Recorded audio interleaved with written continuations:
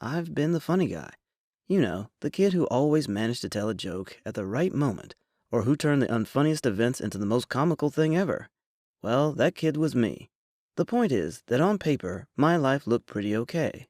Nice house? Tick. A great sense of humor? Tick. Plenty of friends? Tick. So you're probably wondering what the problem is. Well, it all began when I was a little kid. My parents used to argue all the time, and it was hard for me and my older sister to deal with. She used to build a den for us in her room, and we'd hide out in it until they stopped shouting. My parents eventually split up, and my sister and I stayed with Mom. She remarried a man called Jeff. He has a pretty good job, and now we live in a nice house in a nice area. But I find myself feeling like I don't belong here or anywhere. My dad hasn't shown up since then. He completely disappeared from our lives. My mom was so distracted by her shiny new life that she failed to notice me. I felt like such a burden to her. My unhappy home life made me become a timid kid who barely spoke to anyone, and no one seemed to speak to me either. During my shitty childhood, I felt as though I was invisible. I was the only kid from my entire class who wasn't invited to any birthday parties, and who wasn't chosen to be in any study group or sports team. My teachers never called my name, not even once. I don't blame them. Honestly, who would ever want to be friends with a worthless guy like me? I'm not good looking. I'm not good at anything, neither studying nor sports, nothing. It was like I was rejected socially because I didn't belong on this planet. But when I went to high school, I wanted things to be different. I wanted to be alive, you know what I mean? Not just be invisible and unnoticed, but truly alive. But how? Maybe if I made a completely new profile for myself, they wouldn't know how much I used to suck. This all started one day when I walked into class, and being the clumsy oaf that I am, I walked straight into a mass of Christmas decorations. I somehow ended up completely entwined in them, so that I resembled a Christmas tree.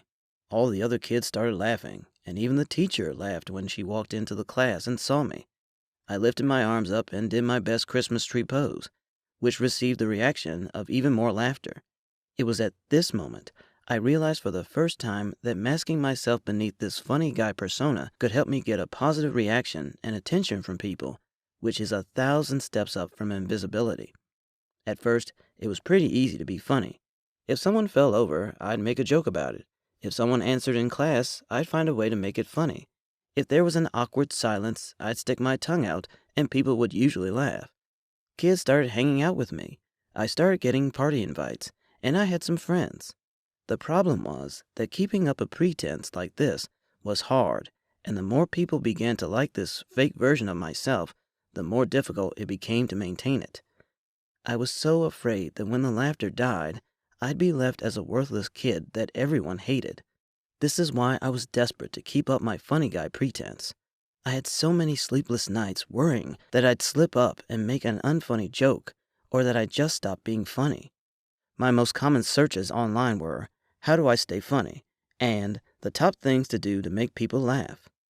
On the outside, I was the funny guy, but on the inside, I felt very tired and hopeless. I realized the painful truth that people loved the clown, not me. After all, I still had no friend, and back behind the wall, the real me was still left there, scared and lonely. I felt like such a fraud, which only made me hate myself even more. I tried to feed my clown with comedy, because I knew how different it would be if they met the real me, but for how long? I was losing myself for nothing. I was so exhausted. The clown I'd made was always on, and when all of his energy went out, the only thing that would change was the laughter. My family, my friends, all of them didn't need me. They didn't even know that I existed. And if one day they found me out, they would probably throw bricks on that gross kid and ask for the clown. I didn't want to be alive anymore. I felt so drained and so alone. One evening when I was home alone, I just couldn't take it anymore. I didn't want to live a lie. I just had no energy left for that. I felt so low and worthless that I honestly believed that everyone would be better off without me. So I raided the medicine cabinet and swallowed a handful of painkillers. Luckily, my sister came home early and found me passed out next to the empty pills bottle and called for an ambulance.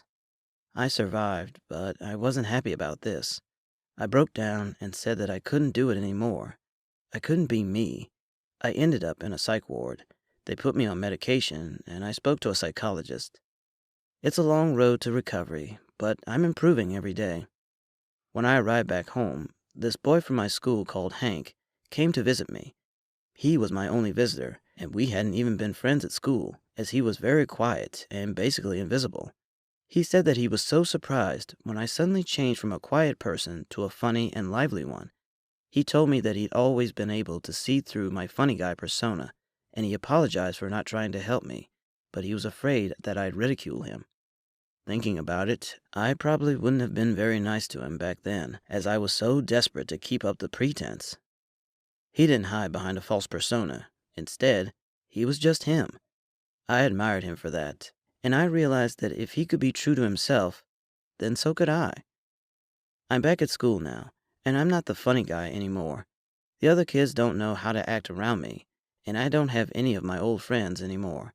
But I'm now best friends with Hank, and it turns out he's pretty darn awesome. Thanks for listening to my story, guys.